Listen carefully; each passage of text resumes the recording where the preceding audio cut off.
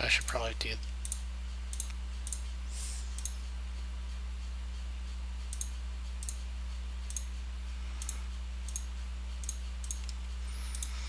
Probably is going to be all wrong.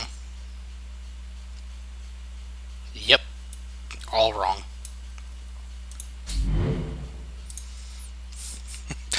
Alright, I'm gonna fuck with this later. But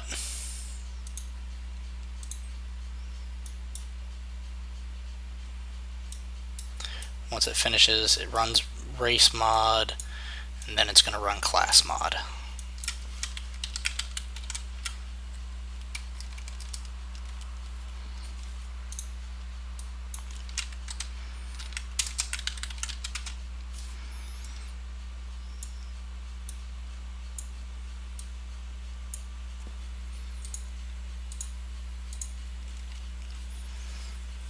Okay.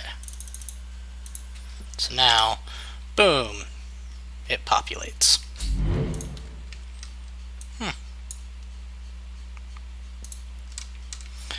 Alright, that is that. We now have... Let's see, what all did we get done today? Quite a bit. Not like as much as normal, but it happens. We got quite a bit done. We got to help some people. But let's see. We got the first thing we got done was setting up our class modifier for the health stuff, setting up the level 1 health mod versus the every other level health mod. We got our modifiable notes taken care of.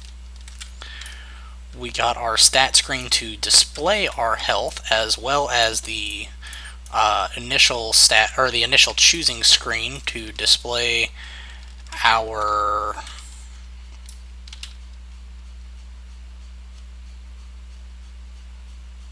to select our class and get the health from it. Yes.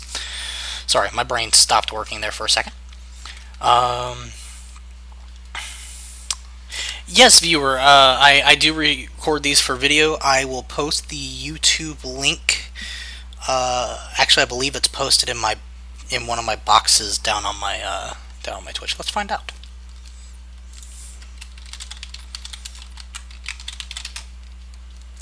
Can't remember if I have it there or not.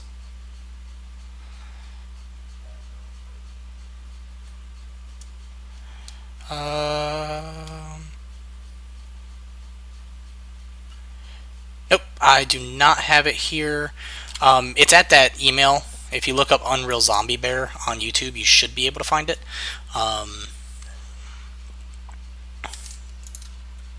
But that's actually what I'm going to be working on right after this. Perfect, viewer, that's perfectly fine. If you ever have questions, I stream every Wednesday and Friday from typically 8 to 10 p.m. There are some things that get in the way. Of course, life. But anytime you have a question or anything, stop by the stream and ask. I am more than willing to help you out. This is not something that I do for profit. It's just something I'm here because I wanted to contribute to the community. So I do this. In two of my days, I do this, and it's fun. We have a great crowd. TK421, he's been showing up since like day one of me doing this. I've been doing this for like about 2 months now, something like that. And just keep it going. But like I said, you're more than welcome to come in here, hang out, ask questions, ask a lot of questions, please. I need more questions.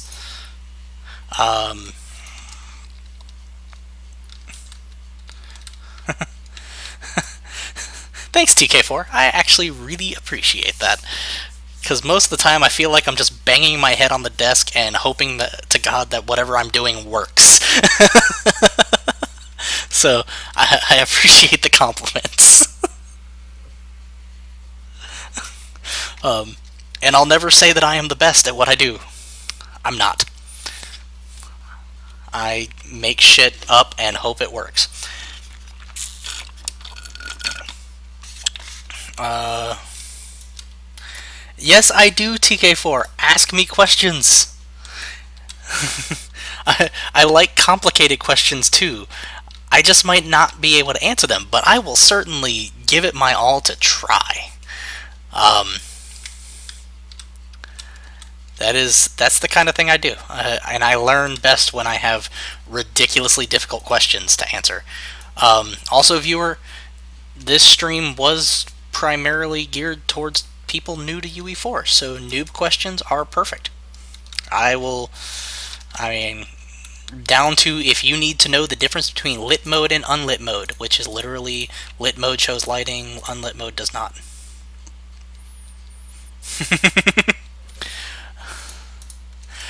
uh, but things like that. Ask anything. I will tell you my main focuses are landscape, foliage, and blueprints. Blueprints, I specifically focus on standard mechanics. Networking and AI are still very elusive to me. Those are two of my biggest sticking points. I'm still working on them. But most blueprint questions I can either figure out or I can tell you how not to do it. Also, I'm very good at debugging. If I see someone's blueprint, I'm typically very good at finding what's wrong. Difference between actor blueprint, pawn, and character types. Perfect question, and I have enough time to answer this one, so I'm going to go ahead. So the way programming in general works is, at least with like C++, C Sharp, it's called object-oriented programming. It means you have an object that has functionality in it, and that functionality defines that object. So what you get after that, I'm sorry, I'm not a public speaker, so forgive my stuttering and stopping. So after that, what you do is you branch out and create what's called child blueprints. Child blueprints inherit all of the functionality from their parent blueprint. So in this case, actor being like the lowest level of actor type classes. A step down would be pawn. Now, pawn is a character that you can possess. You can, like, you, the controller, can take control of this blueprint, which is labeled as a pawn blueprint. Pawns get a little bit more functionality. Then you go down to the next one, which is character. Now, what character has done is character has already implemented movement. Instead of just being possessable, which is what pawn is, and then you have to kind of build out from there, character is the next step down, where it is a pawn blueprint. It is a child of the pawn blueprint, but it also has movement. So that's the major thing. Most of the time, unless you kind of know what you're going for, and you're just wanting to get like a character moving, doing something, use character blueprint. If you have an idea for something that you want to take control of that isn't necessarily going to be moving, but it's not an actor which is stationary, use a pawn blueprint. See where you see it's kind of like a waterfall effect almost. Actor goes down into pawn, goes down into character. I hope that made any sense. I have a Firefly description if needed.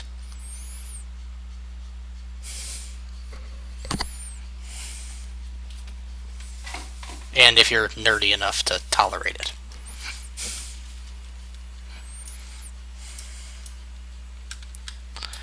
Let's see. Trying to think of anything I can do in 15 minutes.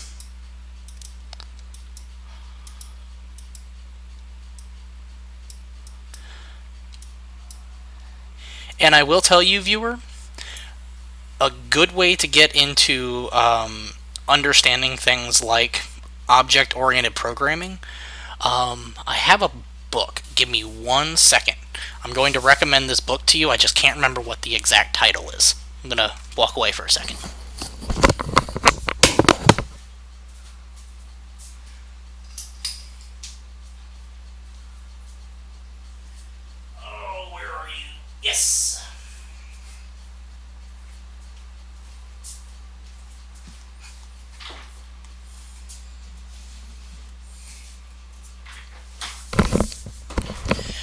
Okay, I am going to recommend a book here that will be extremely useful to anyone who is more interested in getting to know how object-oriented programming works, which will explain a lot of how blueprints work.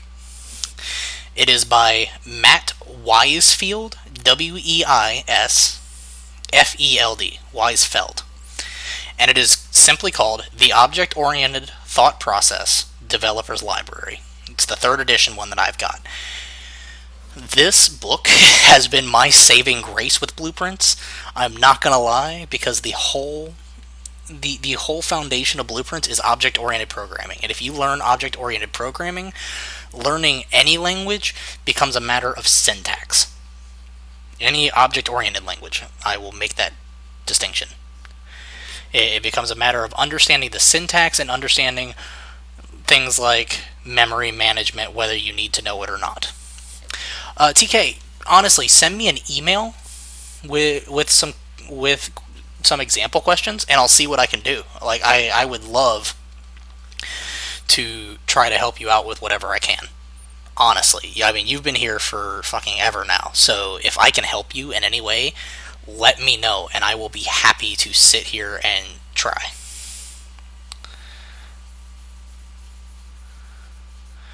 Um,